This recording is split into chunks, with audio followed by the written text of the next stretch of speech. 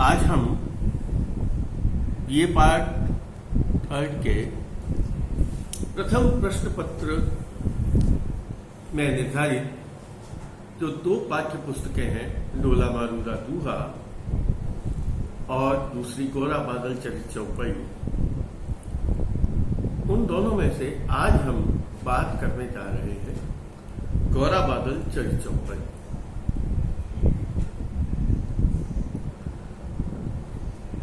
गोरा बादल चरित चौपाई का जो कथानक है वह कथानक इतिहास पर आधारित है। मैं इसको इतिहास प्रधान या ऐतिहासिक काव्य नहीं कहूं, क्योंकि इसमें जो वर्णन है, प्रश्न उठा सकते हैं, जो वर्णन है वो इतिहास सम्मत है या नहीं है। जो घटनाएं हैं उनमें जो घटित इतिहास में हुई उनसे मेल खा रही है या नहीं खा रही है, या ये इतिहास है इस बात का दावा कर रही है। हाँ, इसमें जो पात्रों का वर्णन है वे पात्र अवश्य ही ऐतिहासिक है और इतिहास में उनका नाम रहा है और इतिहास में घटना घटित हुई है। लेकिन इतिहास की उस घटनाक्रम को कवि ने अपने भाषा से, अपने भावों से, अपनी कल्पना से एक मूर्त रूप देने का कार्य किया है और इस रचना का नाम है गोरा बादल चरित चौपाई। इस रचना के रचनाकार कवि हेमरतन रहे जो जैन संत थे। जैन संतों ने अपने पंथ की, अपने धर्म की साधना के साथ साथ साहित्य की साधना भी की है और राजस्थानी साहित्य में उन जैन रचनाकारों का बहुत विशिष्ट योगदान है। आदिकाल में, मध्यकाल में, उत्तर मध्यकाल में उनकी रचनाओं का बहुत बाहुल्य है और बहुत व्यापक स्तर पर बहुत विविध वर्णित विषयों को लेकर उन्होंने अपनी रचनाएं प्रस्तुत की है।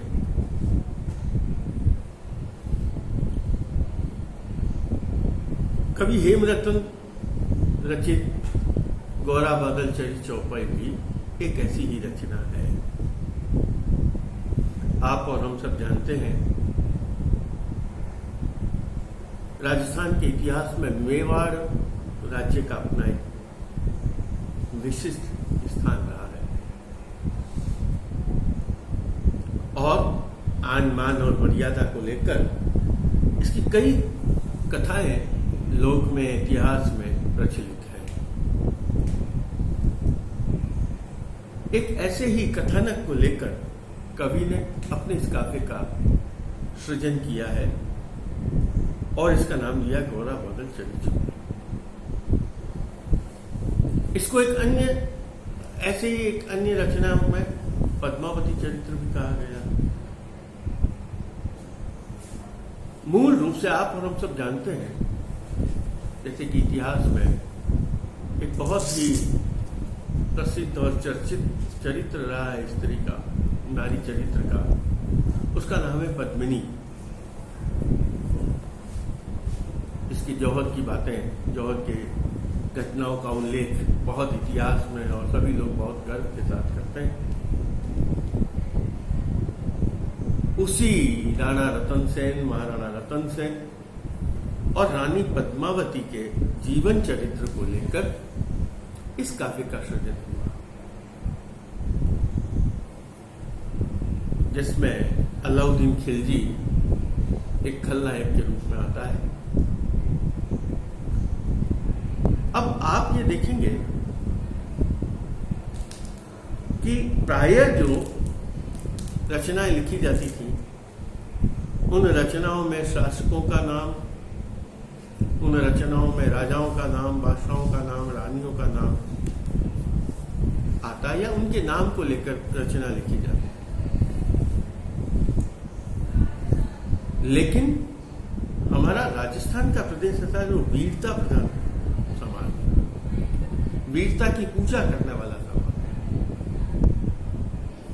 और उस वीरता की पूजा करने के कारण, वीरों की पूजा करने के कारण, वीरत्व को एक उच्च आदर्श प्रदान करने के कारण इस काव्य का नाम न पद्मावती के नाम पे रखा गया, जिसे पद्मिनी भी कहा गया, न राणा रतन सेन के नाम पर कहा गया।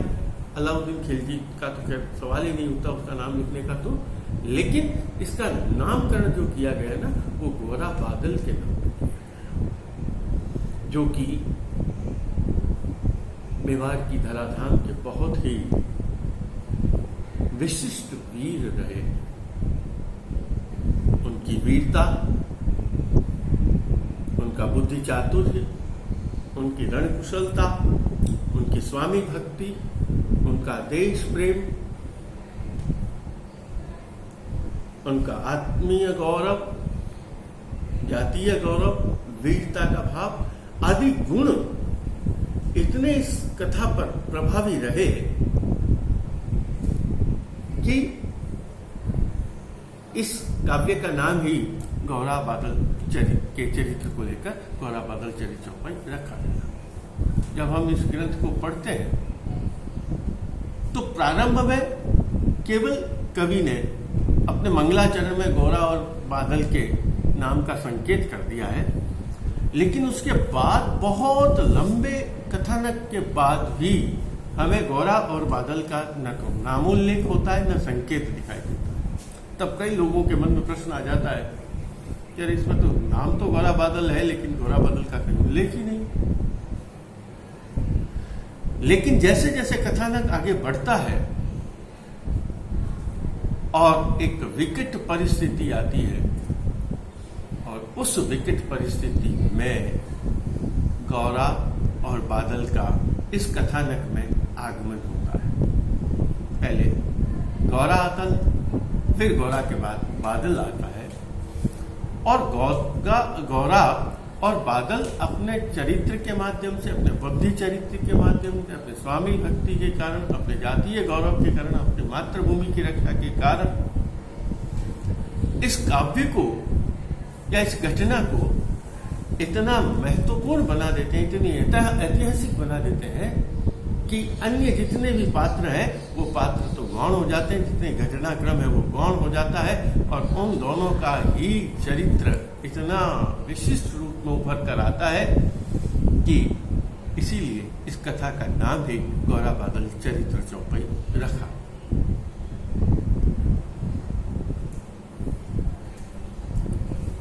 लगभग 450 से 500 साल पूर्व की यह रचना है।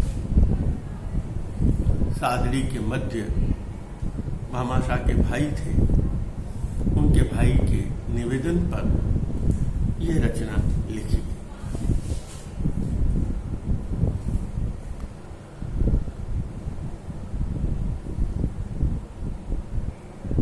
मूल कथा मेवाड़ के महाराणा रतन सिंह, जिसे रतन सेन भी कहा गया है, राणा रतन सेन रतन सिंह के नाम से, और उनकी प्रिय रानी, महारानी रानी पद्मावती, जिसे पद्मिनी कहा गया है, और जिसका इतिहास में बहुत लंबा उल्लेख है, और अभी के इतिहास को देखें तो इस फिल्म भी बहुत बनी है। उनके चरित्र के, उनके जीवन की घटना को लेकर यह काव्य लिखा गया, और उसमें अलाउद्दीन खिलजी जो है वो खलनायक के रूप में हमारे सामने होता है। अब हम उसके बाद में जो प्रसंग है उसको यथा उल्लेख, अगर मैं अभी संक्षिप्त बता दूंगा, फिर हमारी जो उत्सुकता है, जो हमारा इसको चरम की स्थिति पर जाने का जो आनंद है वो समाप्त हो जाएगा। इसलिए मैं इस कथा को, काव्य कथा को पहले हम मूल पाठ को बाद में देखेंगे, सूत्र रूप में मैं आपको इस कथा को बता दूं। गौरा बादल चरित्र चौपाई, इसको गौरा बादल चरित्र भी कहा गया है, जिसकी रचना कवि हेमरतन ने की अपनी कथा का, काव्य कथा का प्रारंभ वह मंगलाचरण से करता है। मंगलाचरण में आप और हम सब जानते हैं, हमारे यहाँ मंगलाचरण की परंपरा रही। गणेश जी की वंदना करते हैं, सरस्वती जी की वंदना करते हैं, भगवान विष्णु की करते हैं, कोई लोग अपने गुरु की करता है। आप लोगों ने भी अभी देखा होगा ना, आप में भी कई लोग जो है अपने जब एग्जाम देते हैं ना, तब उसमें लिख देते हैं, कोई जय माता दी लिखता है, कोई कुछ लिखता है, कोई कुछ लिखता है। यह जो परंपरा है ना, संकेत रूप में कोई श्री लिख देता है, तो वह जो परंपरा है वो मंगलाचरण की परंपरा है। प्राचीन काव्य में पुष्पिका लिखी जाती है, वो मंगलाचरण बहुत विस्तार में लिखा गया, और एक तरह से वो भूमिका होती थी मंगलाचरण में। और वो भूमिका में आप रचनाकार अपनी रचना किस रूप में प्रस्तुत कर रहा है, क्यों लिख रहा है, उसका उद्देश्य भी वह संकेत में प्रस्तुत कर देते हैं। यहां सबसे पहले गणेश की वंदना की गई है और यह कहा गया है, आप सिद्धि और बुद्धि को देने वाले हैं, समस्त सुखों को देने वाले हैं, सभी समस्त संपत्तियों को देने वाले हैं। जितने भी हमारे मार्ग में जो विघ्न आते, जितनी कठिनाइयां आती हैं, उन कठिनाइयों को आप दूर करने वाले हैं। इसलिए हे गणेश, हम सबसे पहले आपको प्रणाम करते हैं। उसके बाद में गणेश वंदना के बाद में माँ सरस्वती की वंदना की गई है और यह कहा गया है, माता सरस्वती ब्रह्मा विष्णु और महेश जिसकी सदैव वंदना करते हैं, ऐसी है माता सरस्वती, मैं आपके चरणों पर वंदना करता हूं, प्रणाम करता हूं। इसके बाद कवि अपने गुरु का उल्लेख करता, बहुत ध्यान देकर सुनना। वो यहाँ प्रश्न पूछा जाता है, आचार्य हेमरतन के गुरु कौन थे? यहाँ उसके गुरु का नाम का उल्लेख है, पद्मराज। पद्मराज उनके गुरु का नाम। तो कवि कहता है, मैं अपने जो गुरुदेव पद्मराज हैं उनके चरणों को प्रणाम करता हूं। उसके बाद जितने पूर्ववर्ती कवि हुए हैं उन सभी पूर्ववर्ती कवियों को कवि प्रणाम करते हुए कहता है, आप सभी अपना आशीर्वाद मुझ पर बनाए रखना, मैं एक नई कथा कहने के लिए जा रहा हूं। इसके बाद वह इस काव्य में जिन जिन रसों का उल्लेख करेगा, वीर रस, श्रृंगार रस, हास्य रस, इन जिनका उल्लेख करता है, उनका उल्लेख करता है, जिनका वर्णन किया जाएगा उसका उल्लेख करता है। और उसके बाद में उसमें यह संकेत करता है कि मैं आज एक नए रस की परिकल्पना कर रहा हूं। ये कवि की एक नवी कल्पना है, एक नई परिकल्पना है जिसमें वो एक नए रस की कल्पना को साकार करता है। और वह कहता है, मैं स्वामी धर्म के रस की बात आपके सामने रखूंगा और आप उस बात, सभी लोग आप उस बात को सुनो। और उसने कहा, स्वामी रस जो है वो हमारे तन में, हमारे शरीर में एक तेजस्विता लेकर आता है, एक ओज लेकर आता है। इसलिए मैं इस स्वामी धर्म की रस की बात आपके सामने कर रहा हूं। और उसी के क्रम में आके कहता है, जिसने स्वामी रस के परिकल्पना को साकार रूप दिया, उसे सच्चा रूप दिया, ऐसे दो वीरों की कथा मैं आपसे सामने रख रहा हूं, जिसमें घोड़ा रावत और बादल जो दोनों गुणी थे, उन गुणी की, उनके गुणों के, उनके चरित्र की बात मैं आपके सामने रखूंगा। हे संतों, आप उस बात को सुनना।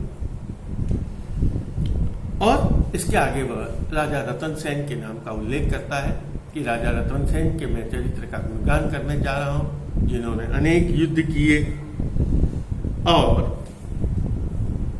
इस वसुधा पर, इस धरती पर बहुत प्रसिद्ध हुए और जिन्होंने अपने राज्य चित्रकूट, चित्तौड़ का नाम चित्रकूट का वर्णन किया है, उस चित्रकूट राज्य का जिसने नाम बढ़ाया आगे, ऐसे राजा की मैं आपको बात कहना चाहता हूं। और वह कहते हैं, अब इसके आगे वह चित्तौड़ राज्य का वर्णन करना प्रारंभ कर संकेत कर दिया। राजा रतन सेन जो चित्रकूट या जिसे चित्तौड़ नाम दिया गया है उसके राजा हैं, उन्होंने अनेक युद्ध किए। मैं उनकी एक कथा आपके सामने कहना चाहता हूं। यहां कवि उस चित्तौड़ के महल का वर्णन करता है। चित्तौड़ का महल एक पहाड़ी पर बना हुआ ये नगर दुर्ग है, अर्थात नगर दुर्ग का अभिप्राय होता है जहां पूरा नगर ही उस दुर्ग में बसा हुआ है। जैसलमेर का भी हमारा जो राज्य है ना, वो भी नगर दुर्ग, वहां जो दुर्ग है वह भी नगर दुर्ग है। पूरा शहर ही उस किले में बसा हुआ। चित्तौड़ के लिए भी ऐसे ही, और वो पृथ्वी से बहुत ऊंची पहाड़ी पर है। और उसने कहा कि यह इतना विशाल है जैसे कोई आंखें होती है पृथ्वी की, ठीक वैसे यह विशाल है। और यहाँ देवता, मनुष्य, किन्नर, ऋषि, मुनि आदि रहते हैं। और यहाँ एक और बात का उल्लेख करना, जब चित्रकूट का वर्णन आता है तो यहाँ कवि कहता है, जैसे हम जानते हैं राम ने अपना वनवास के समय चित्रकूट में रहे थे। कवि ये कहते हैं ये चित्रकूट नगर वही है जहाँ भगवान राम ने वनवास के समय निवास किया था। वहां 2 स्तंभ है और ये ऊंचा बहुत है पर्वत। तो उसने कहा ऐसा ये ऊंचा पर्वत इसलिए है, कवि कहता है कि ऐसा लगता है भगवान को ये डर था कि कहीं ये आकाश नीचे नहीं आ जाए या आकाश नीचे गिर न जाए, इसलिए इस गढ़ को इतना ऊंचा बनाया है ताकि अगर यह आकाश नीचे आकर गिरे तो यह पर्वत या किला पकड़।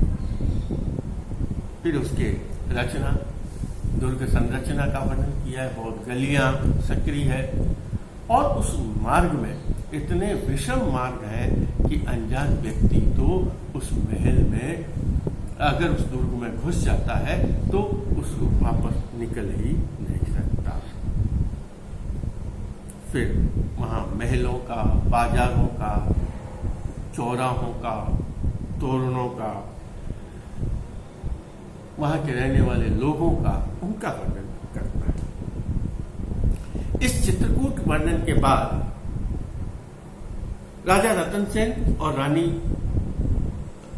प्रभावती, जो राजा रतन सेन की पटरानी थी, उसके जीवन की वर्णन करता है, उसके जीवन का वर्णन करता है। उसके जीवन की जो घटना होती है वो यहाँ प्रस्तुत करता है। राजा रतन सेन जो बहुत यशस्वी राजा है, प्रबल है, पराक्रमी है, वीर है, प्रतापी है, निष्कलंक है, निष्पाप है, ऐसा महान राजा है जो सूर्य के समान तेजस्वी है, शत्रुओं का नाश करने वाला है, शत्रुओं को समूल नष्ट करने वाला है। ऐसा यह महान महाराणा रतन सेन या रतन सेन। उसके आगे वह कहता है उसकी एक रानी है जिसका नाम प्रभावती है और वह अप्सरा के समान सुंदर है। और भी कई रानियां हैं लेकिन राजा उसी से प्रभावित है। वह राजा की बहुत स्नेह के साथ, आदर के साथ, सम्मान के साथ सेवा करती है और उसने अपने जीवन के समस्त कलाओं से, जीवनचर्या से, जीवन के गुणों से राजा को रिझा रखा है। और राजा उससे इतना मोहित है, उसके सम्मोह में डूबा हुआ है कि एक क्षण भी उससे अलग नहीं हो सकता या अलग होना नहीं चाहता है। उसके बाद राजा की सेना का वर्णन है, चतुर अर्धांगिनी सेना है, और उसने कहा कि हाथी, घोड़े, रथ, पैदल इतने सैनिक हैं कि जिनकी कोई गिनती भी नहीं कर सकता। यहां तक एक प्रसंग आकर रुकता, या सामान्य प्रसंग हम कह सकते। अब राजा के जीवन का एक महत्वपूर्ण घटना का, और यही घटना इस पूरे राजा रतन सेन प्रभावती के जीवन को परिवर्तित है, उसका उल्लेख किया है, और घटना बहुत महत्वपूर्ण है। एक दिन राजा दरबार लगाकर बैठा हुआ है, सभी मंत्री वगैरह सब बैठे हुए हैं, और उस दरबार में एक दासी आकर निवेदन करती है महाराणा से कि स्वामी पधारिए, भोजन का समय हो गया है और अब भोजन करने की वेला आ गई, आप पधारिए। तब राजा उस दासी के विनय को सुनकर महल में आता है और महल में भोजन करने के लिए बैठता है। यहाँ उसका वर्णन किया है, सोने के बर्तन हैं, रत्नों से जड़ी पाटियां हैं, सब कुछ इनका वर्णन किया। और रानी प्रभावती बड़े स्नेह से राजा को भोजन परोसती है, हवा भी डाल रही है और बीच बीच में बात भी। लेकिन तभी राजा एक बात करता है, और राजा यह कहता है, हे प्रिय महारानी प्रभावती, मैं कई दिन से देख रहा हूं, मुझे भोजन करते हुए आनंद की प्राप्ति नहीं, मुझे भोजन में रस नहीं आ रहा है, मुझे भोजन अच्छा नहीं लगा, ऐसा लग रहा है निस्वाद होता जा रहा है भोजन। इसलिए तुमको ऐसा कार्य करो, ऐसी युक्ति करो कि यह भोजन जो है ना और स्वादिष्ट हो जाए और मुझे भोजन बहुत अच्छा लगे। राजा चूंकि सामान्य रूप में अपनी बात कहता है, लेकिन रानी प्रभावती जो है वो इसे बहुत ही अलग रूप में लेती है, और वह कहती, रानी को एकदम अभिमान आ जाता है, क्रोध आ जाता है, और वह कहती, मैं तो आपका बहुत अच्छी तरह से ध्यान रखती हूं, बहुत अच्छे तरीके से आपको भोजन कराना चाहती हूं, लेकिन आप मुझे यह बात कह रहे,